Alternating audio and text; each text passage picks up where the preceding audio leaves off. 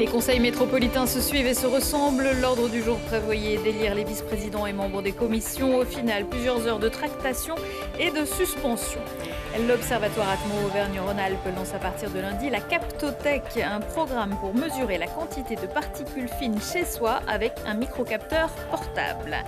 Et puis, c'est le premier élément avec lequel nous sommes confrontés, l'eau. Pour ne pas perdre le contact, il existe les bébés nageurs. Dans une eau à 32 degrés, ils barbotent avec leurs parents.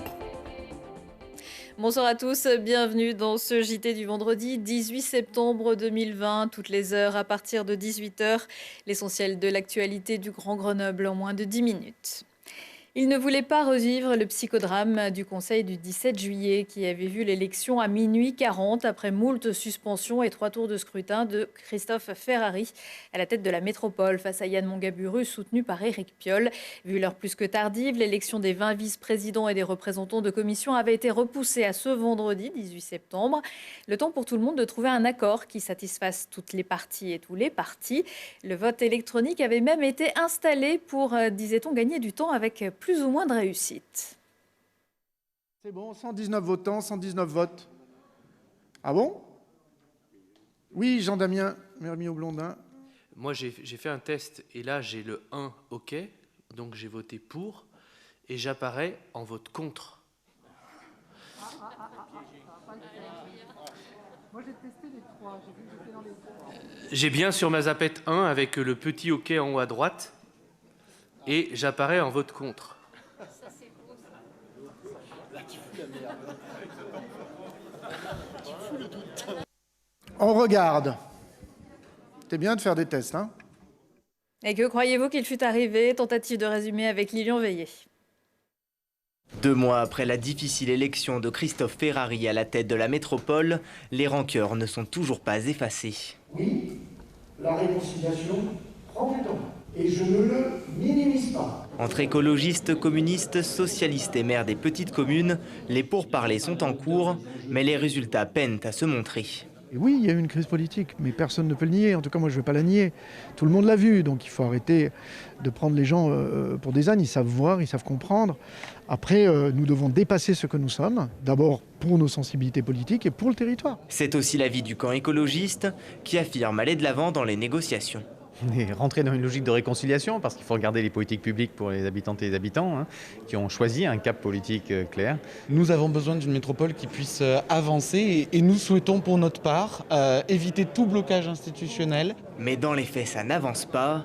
Les suspensions s'enchaînent. Suspension de séance a été demandée.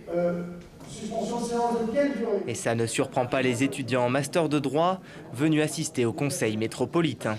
Vous nous avez préparé à que soit la gauche et les écolos allaient se réconcilier, soit qu'ils n'allaient pas réussir à se réconcilier et qu'ainsi ça allait être un peu tendu aujourd'hui.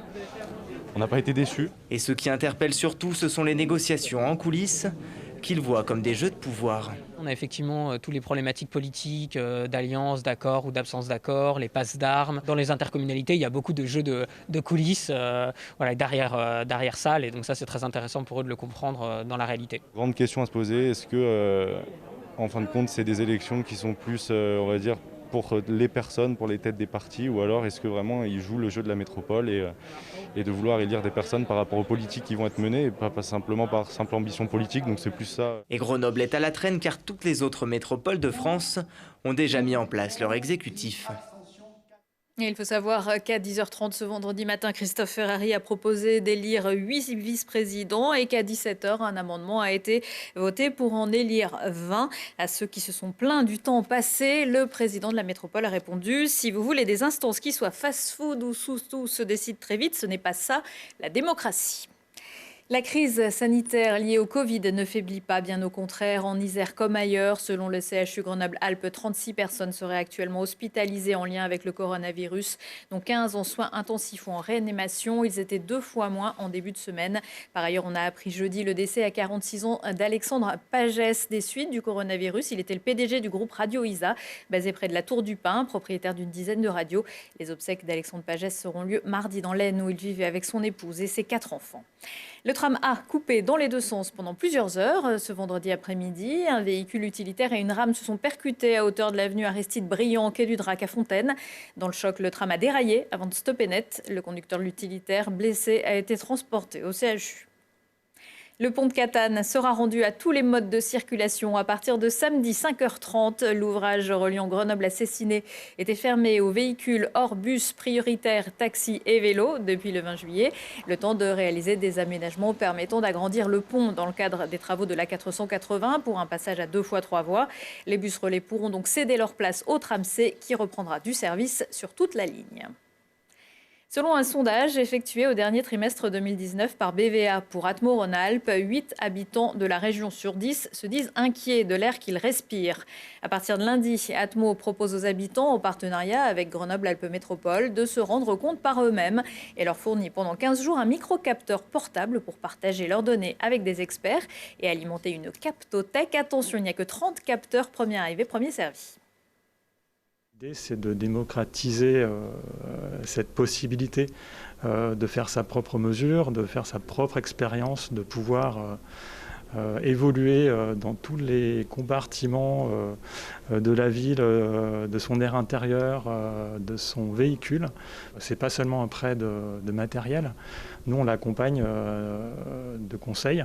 Ils ont vraiment un objectif pédagogique et on va, par exemple, accompagner les emprunteurs à l'aide de petites missions en fait, pour les guider dans leurs propres expériences. Alors, ces capteurs, ils mesurent trois paramètres de particules de 3 tailles différentes. Ils sont connectés à votre smartphone Android pour l'instant. Et donc c'est une communication Bluetooth. Donc l'emprunteur pourra visualiser ces résultats et choisir de les partager. Vraiment l'objectif, c'est que ça crée une communauté, un groupe de citoyens qui souhaitent comprendre, s'impliquer dans la surveillance de la qualité de l'air. La finalité de tout ça, c'est d'impliquer les citoyens dans la surveillance, de se connecter au domaine de la surveillance de la qualité de l'air. C'est vraiment tout public et on souhaite que le public soit le plus large possible. Pour participer à ce programme, les inscriptions sont sur le site internet captothèque.fr qui permettra également de suivre en temps réel les mesures effectuées.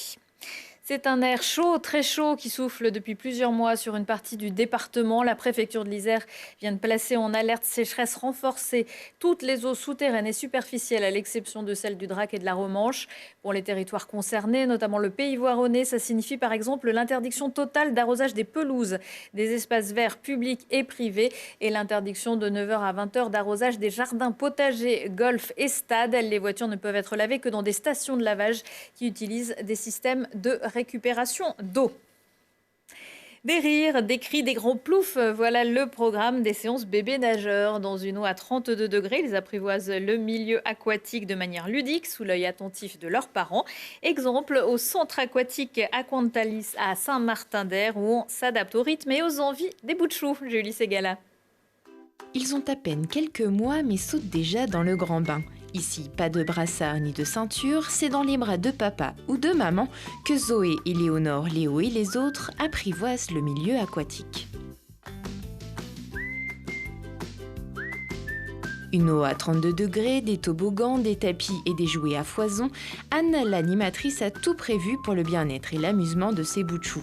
Les séances bébés nageurs durent au maximum 45 minutes. Accessibles dès l'âge de 4-6 mois, elles permettent aux tout-petits de s'épanouir dans l'eau et de prendre confiance en eux de manière ludique et à leur rythme.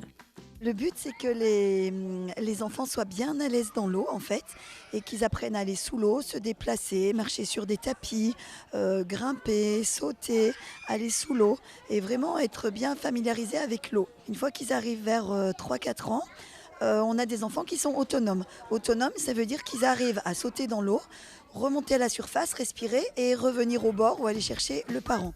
Entre éveil sensoriel, social et psychomoteur, les bienfaits des bébés nageurs sont reconnus par les professionnels de la petite enfance, mais aussi par les parents qui voient là l'occasion de créer un bon moment de complicité. Ça me semblait naturel parce que dans le ventre, ils sont déjà dans l'eau. Donc c'est un milieu qu'ils connaissent bien, qui est rassurant pour eux. Donc du coup, dès tout petit, il a commencé à 4 mois. Et dès tout petit, je voulais qu'il fasse des séances de bébés nageurs. Au niveau de la motricité, c'est complètement autre chose d'être dans l'eau. Et puis aussi parce qu'on voudrait qu'après, elle puisse apprendre rapidement à flotter pour pas avoir de risques en vacances ou des choses comme ça dans les piscines des grands-parents. Des rires, des cris, des grands ploufs, les séances bébés nageurs, ces petits poissons en redemandent. Et une fois rassasiés d'un bon goûter, ils pourront rejoindre les bras de Morphée pour une sieste bien méritée. Et c'est la reprise aussi pour les bébés nageurs de la piscine des Dauphins à Grenoble. La première séance est prévue samedi matin. Et puis tout ce week-end, un rallye découverte handi valide vous est proposé par le comité départemental handisport Isère. Au programme montée dans les bulles puis descente de la Bastille en fauteuil tout-terrain ou VTT, descente de l'Isère en kayak, orientation urbaine ou tir à l'arc pour tout le monde. C'est donc pour tout le monde, valide ou porteur d'un handicap moteur ou sensoriel, samedi et dimanche à 9h30 au Jardin de Ville. Prochain rendez-vous avec l'actu dans 1 heure en replay sur telegrenoble.net. Belle soirée et excellent week-end à tous.